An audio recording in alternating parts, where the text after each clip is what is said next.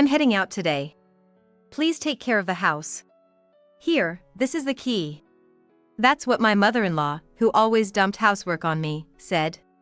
I was really starting to resent her for it.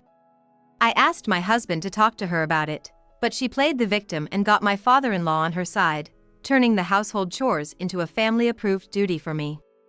And then she started treating me like a maid, saying things like, "Haven't you cleaned the bathroom yet?" I wanted to take a bath before my husband got home.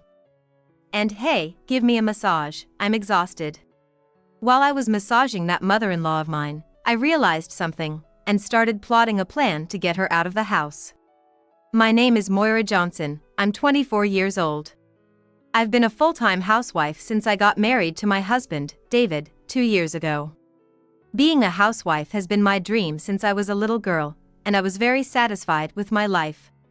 David, whom I met at a college club, was unexpectedly mature and cool for his age, leaving a cool impression. At first, he was reserved, but it turned out he was just shy, and he started talking to me after we hung out with friends a few times. As we started talking, I realized we had a lot in common in terms of hobbies and food preferences, and we quickly became close friends. Gradually, we started going out just the two of us, and before I knew it, we were only meeting up alone. He proposed to me on my birthday during my junior year of college. David took me to a fancy restaurant to celebrate my birthday, and during the meal, when I mentioned that I'm 21 now, I really need to start thinking about job hunting. He said, "Well, how about you just work for me," which was his cheesy way of proposing.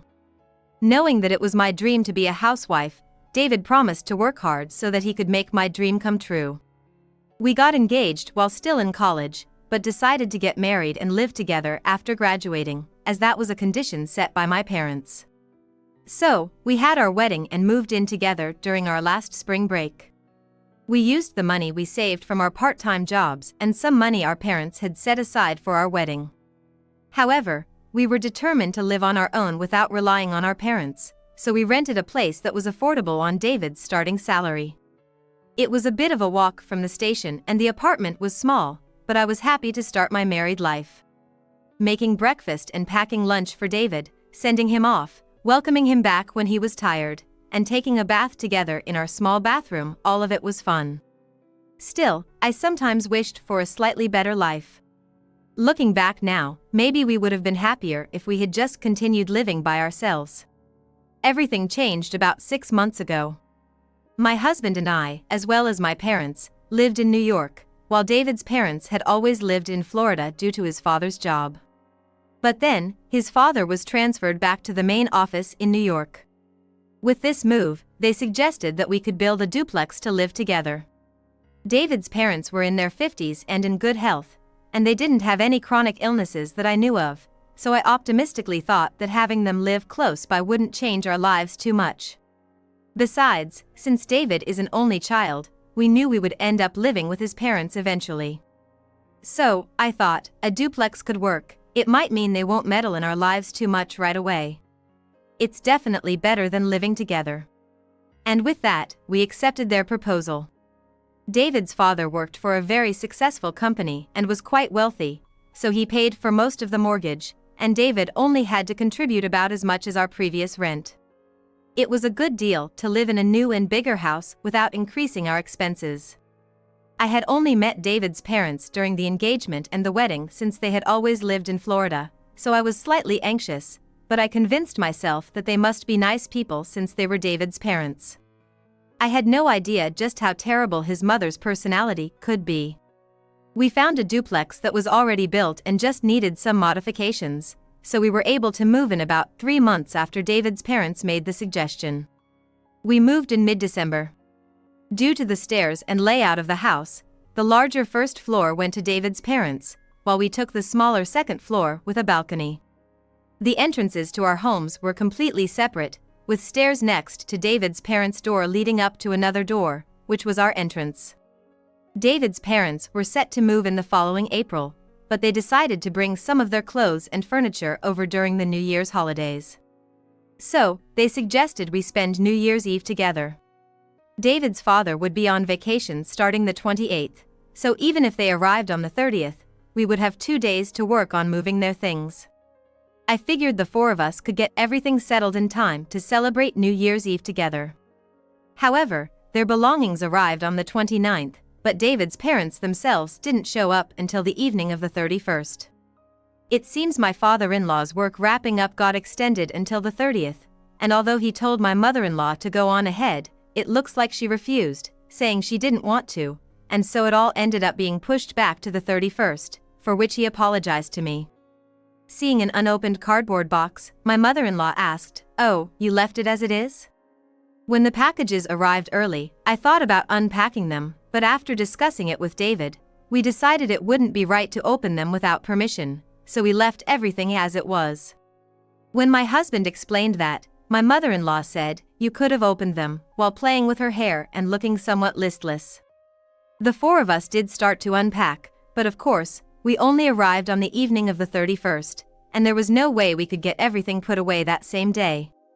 We had planned to have dinner in the more spacious living room of my in-laws' house, which is also on the first floor and has a better layout than ours, but we ended up inviting them up to our place on the second floor out of necessity. My in-laws ate happily, saying the food was delicious, but they continued to relax in our living room even after the meal was finished. My father-in-law mentioned a few times that we should get back to unpacking, but my mother-in-law, sitting on our sofa and watching a year-end music program on TV, said she was so tired from the move and just kept lounging around. Since my mother-in-law didn't seem like she was going to move anytime soon, the rest of us reluctantly went back to unpack at my in-laws' house. Around the time the date changed to the new year, when we came back to our place to toast the new year, my mother-in-law was nowhere to be seen in the living room. The three of us looked around and found her, still in her clothes, asleep in mine and David's bedroom. Moreover, both the living room and the bedroom TV were left on, and beside the bed, there was the champagne I'd bought for toasting, and the mixed nuts I'd stored in the cupboard. As I was at a loss for words in surprise, my father-in-law apologized, saying, "I'm sorry. My wife must be really exhausted from the move." And we did start unpacking right away after getting here. Please go easy on her. I knew it wasn't my father-in-law's fault, and I supposed he had a point, so we let him sleep in our bedroom as well, and David and I slept in the living room. The next morning, when my mother-in-law, who got up later than anyone else, finally woke up, my father-in-law scolded her, but she didn't seem the least bit sorry and said, "You were sleeping in a bed too, right? Sleeping on the sofa is tough at our age. They're young, they'll be fine." And, to my astonishment, after getting ready, my mother-in-law told us she was going to meet a friend in New York and left. Even my usually patient father-in-law was angry at this, so ironically, David and I ended up having to calm him down. Late that night, when the date had already changed, my mother-in-law came back slightly drunk and, sure enough, went straight to our bedroom to sleep. Angry at this, my father-in-law said he would sleep on the sofa at my in-laws' house and left. The next day, my father-in-law went out to visit an executive who had taken care of him in New York, and after he left, my mother-in-law got up and went out again to meet a friend. And I don't know what she did, but she came back in the evening in a good mood, along with my father-in-law. Since David and I had desperately finished unpacking after my in-laws left, my father-in-law seemed satisfied with our work. We'd also pretty much finished setting up my in-laws' bedroom, so they slept at their house that night, and I finally got to sleep in my own bed. The next day, my in-laws went back to Florida. After seeing them off, I felt a wave of exhaustion and lay down on the living room sofa, and David said, "Mom is just too free-spirited. She's always been a free spirit, but I didn't think she was like that. Moira, I'm sorry for making you do all the work. But I think it's just this time. Even when my parents move here, we'll be living separately."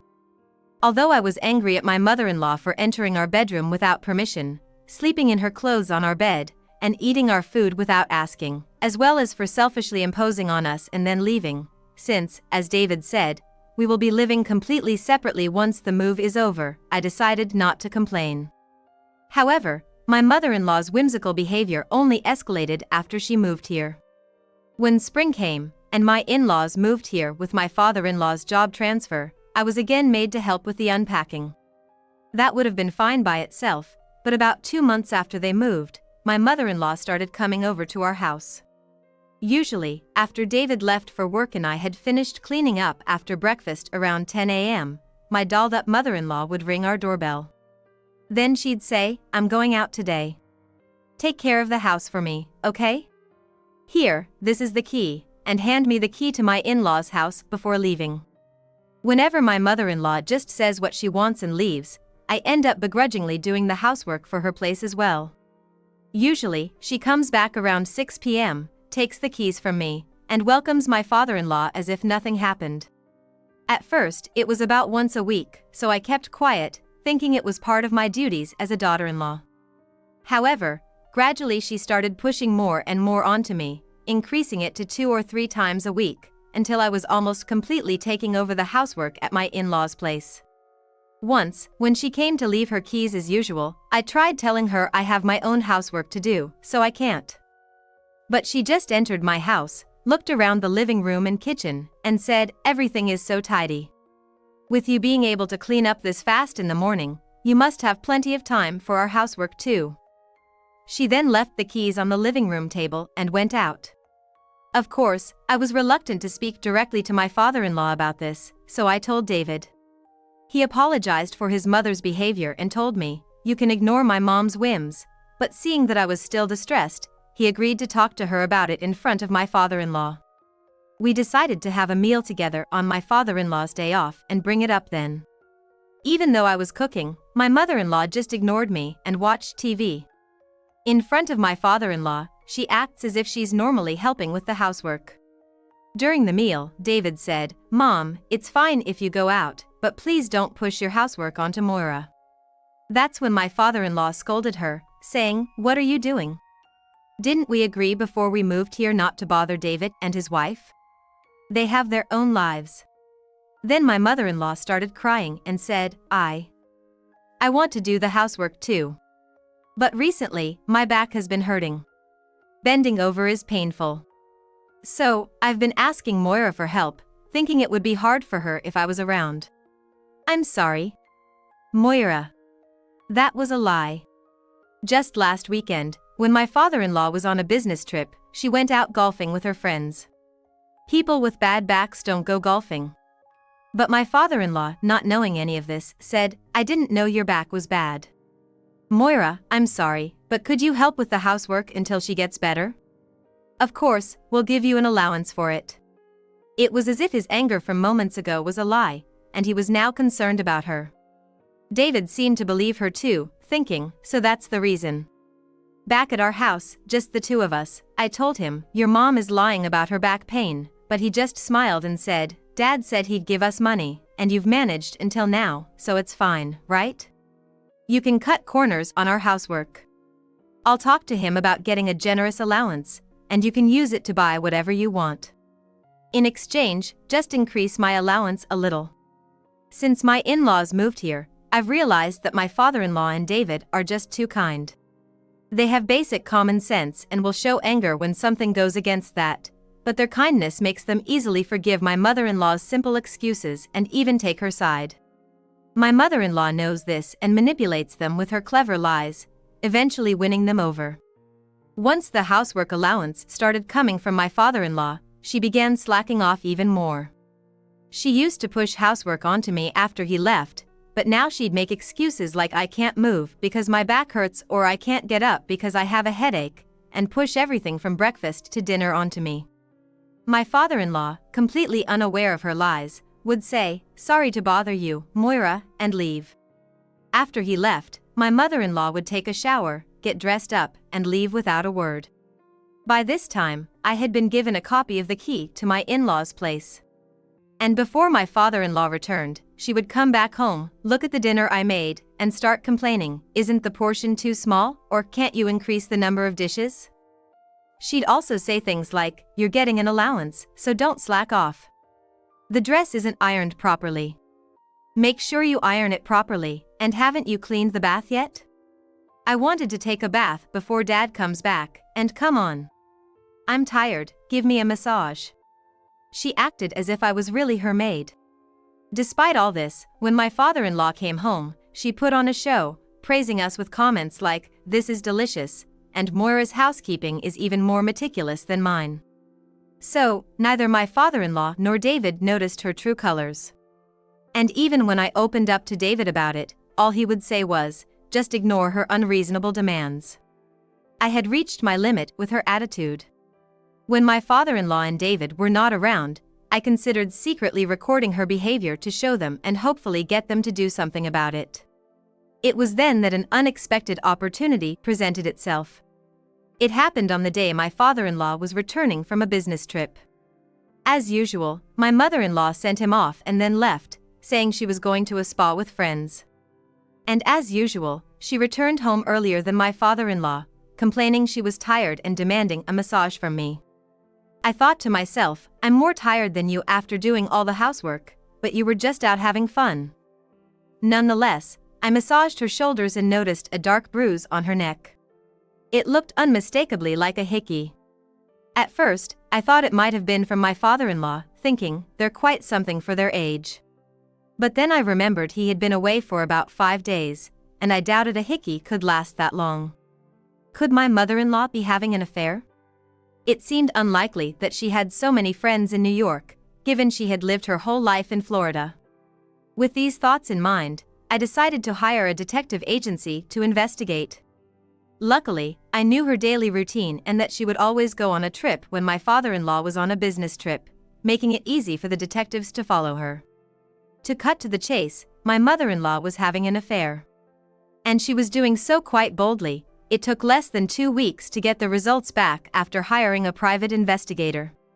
I was at a loss for words when the investigator showed me photos and videos of my mother-in-law's affair. She was arm in arm with a man around David's age, walking into a hotel, and there were photos of her sharing a passionate kiss with a man in a hotel bar, more risque than I had imagined.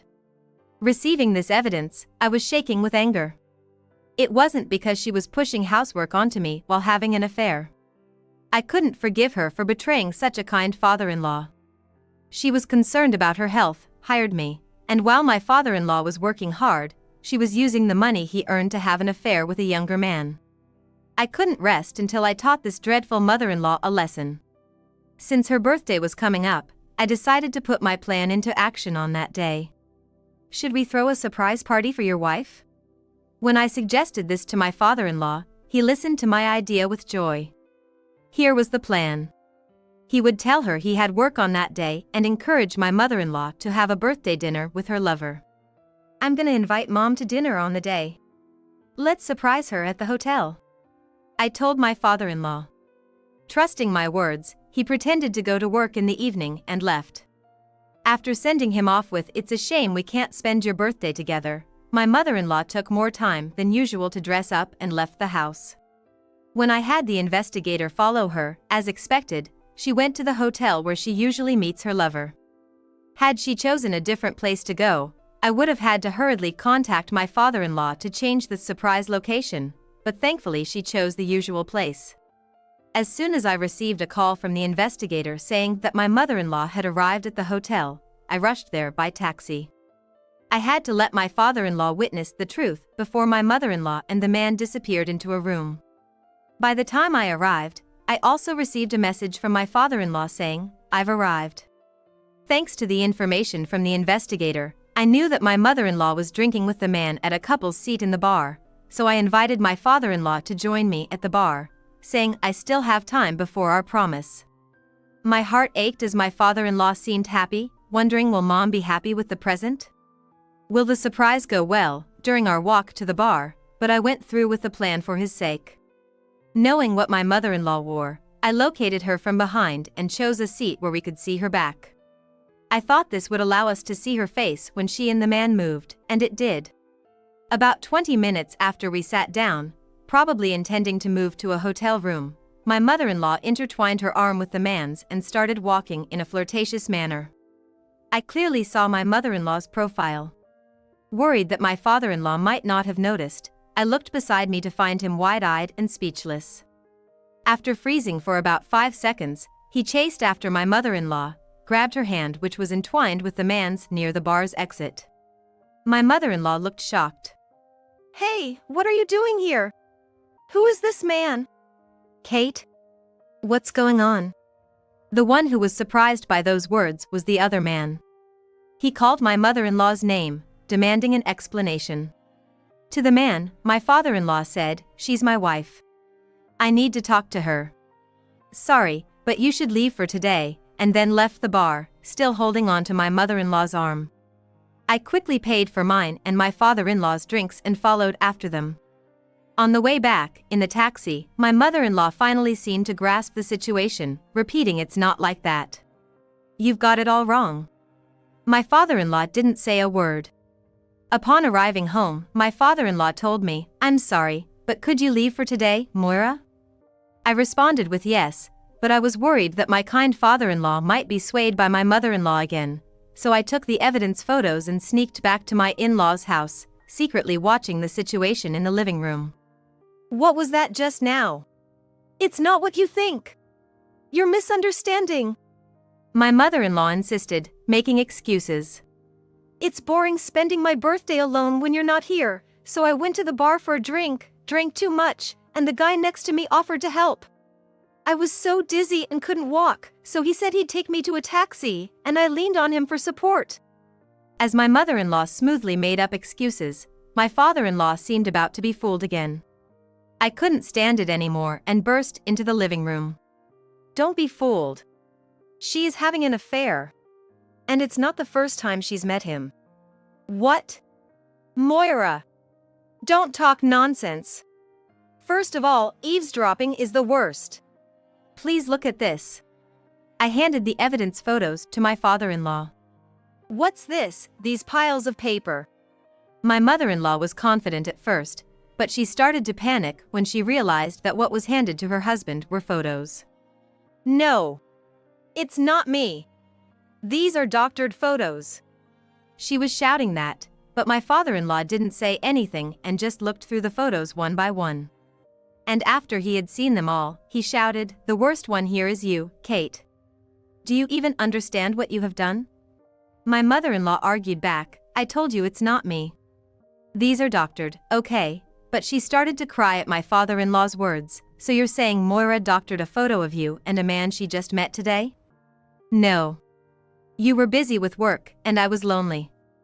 She tried to use her tears to get out of the situation as usual. My father-in-law silently watched her do this. I was worried that my mother-in-law's acting would fool my father-in-law again when David, who had just finished work, came into the living room. "Ah, Moira, you were here. I came looking for you since you weren't home. Why is Mom crying?" Without a word, my father-in-law handed the photos to David. My mother-in-law reached out to take them back, but David was quicker. "What's this?" "As you can see, Mom was having an affair." "It's not true, it's not. It was just a moment of madness. I was lonely.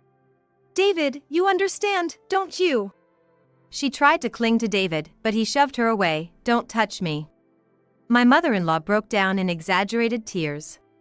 To that, my father-in-law strongly said, "Leave." My mother-in-law repeated, "No. I absolutely refuse. Please forgive me." "Okay," but my father-in-law didn't pay her any attention.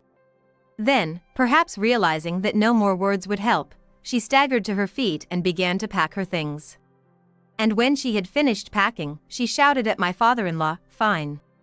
He listens to me, and he loves only me. I'll be happier with him," and left the house. However, she probably couldn't get in touch with the other man. It seemed he thought my mother-in-law was single, and he disappeared before she could sue him for damages for the affair. The next day, my mother-in-law came back, apologized to my father-in-law while crying, and asked for his forgiveness again. This time, it wasn't her exaggerated tearful act from before she left the house. She seemed genuinely sorry. However, my father-in-law didn't forgive her, and she was kicked out of the house, never to return. That same day, he changed the locks on the house. Half a year later, my in-laws got divorced. My mother-in-law had been adamant about not getting a divorce, saying, "I will absolutely not divorce and I will fight with a lawyer," but since it was 100% her fault, the divorce was unavoidable, and no lawyer would take her case. They divorced. In lieu of suing my mother-in-law for damages, they agreed not to divide their assets. Since I was the one who had brought about the cause for their divorce, I apologized to my father-in-law. He said, "I'm glad you told me.